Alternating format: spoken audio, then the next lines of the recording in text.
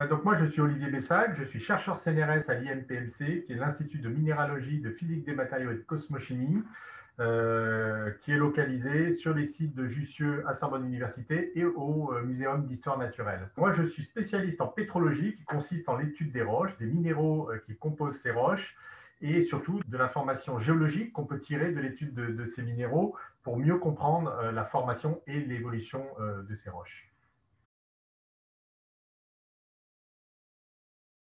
La mission s'appelle Mars 2020. Persévérance, c'est un robot. Donc, il y a tout un programme de la NASA, voire un programme international, notamment entre la NASA et l'ESA, de l'exploration de Mars. Donc, Persévérance, il vient après le robot Curiosity. Et lui, par rapport aux missions précédentes, vraiment, sa grande spécificité, c'est d'une part, de réaliser, comme les autres, des analyses in situ, mais aussi de préparer le retour d'échantillons, c'est-à-dire de prendre une vingtaine d'échantillons, enfin, on va dire une quarantaine d'échantillons, de les préparer, de les mettre à un endroit donné, et ce sont les échantillons qu'on ira chercher dans quelques années pour pouvoir les ramener sur Terre.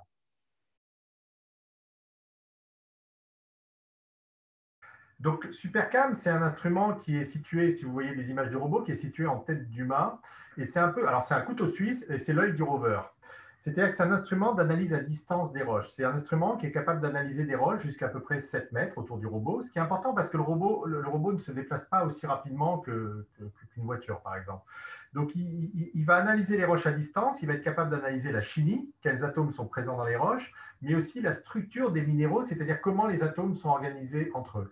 Et avec tout ça, on a absolument toute l'information en théorie qui nous est nécessaire pour comprendre la formation de ces roches, mais aussi leur évolution.